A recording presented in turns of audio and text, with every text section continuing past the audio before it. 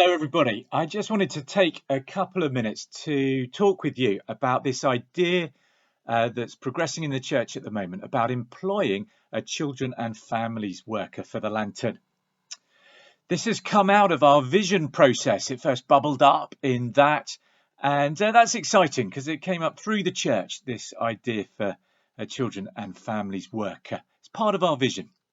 And particularly at the moment, it's important because probably the biggest effect COVID has had on the Lantern is what it's done to our families.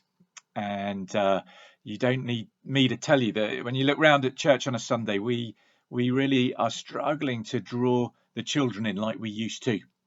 And that has been a COVID effect across all churches across the country. And we really need to do something about that. The other reason we need a children and families worker is because they're specialised. Quite rightly, people say, well, we've got Mark now as a curate, and obviously Graham, I know Sammy's changing her job a bit, but she's still around. Why do we need somebody else? Well, a families and children's worker is a specialism, somebody who's trained and experienced, particularly in working with children in the way that me, for example, isn't.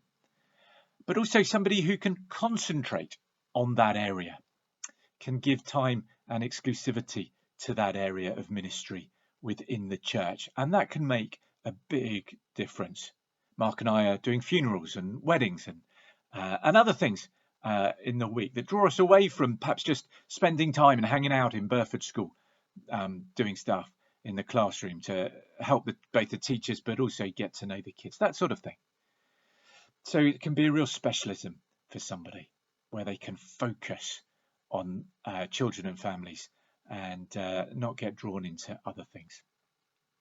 So what would they do? Well, they would build on stuff that we're already doing. We've got a great babies and toddler group, but they could do more with it.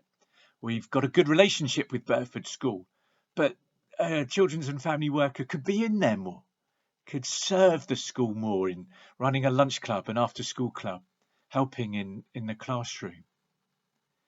A children's and family worker can do more at the preschool in Marlow Bottom.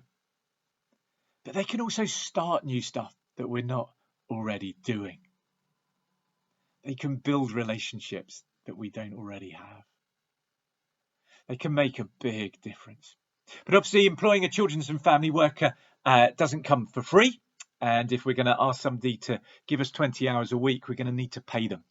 And the costs, when you put in national insurance contributions and pension contributions over the 3 years that this project is for, to start with at least, it's going to cost us somewhere between £50,000 and £60,000 over the 3 years as a church. And we're very excited. The Church Council have made their pledges first, and their pledges add up to more than 2/3 of what we need. Now, that's not saying 40,000. What I'm saying is just over 20,000, because we also hope that half of our funding will come from grants from the Oxford Anglican Diocese and from the Methodist circuit.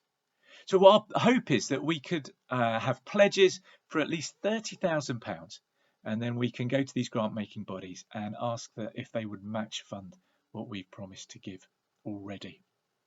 As I say, the Church Council, hopefully as an expression of encouragement to the rest of the church and motivation for the rest of the church, has really backed this. They've really said, yeah, this is something that I support, and not just with my mouth, but with my wallet as well. And as I say, over 2/3 of the 30,000 that we hope to raise from the church has already been raised by the Church Council. So would you please think and pray about this? This week's newsletter and last week's newsletter, there are details about this project. On Sunday, there'll be a paper handout as well with details about this project. And will you think and pray what you can pledge at this stage? We understand totally that people's financial positions are different at the moment, and still for some affected by COVID. But please, would you think and consider and pray about what you could pledge to this project? Let Margot, our treasurer, know. She'll be the only one who knows what you've pledged. None of us clergy will know that. And we would love it if we could get enough money together that we can send off for these grants this summer, before the summer starts.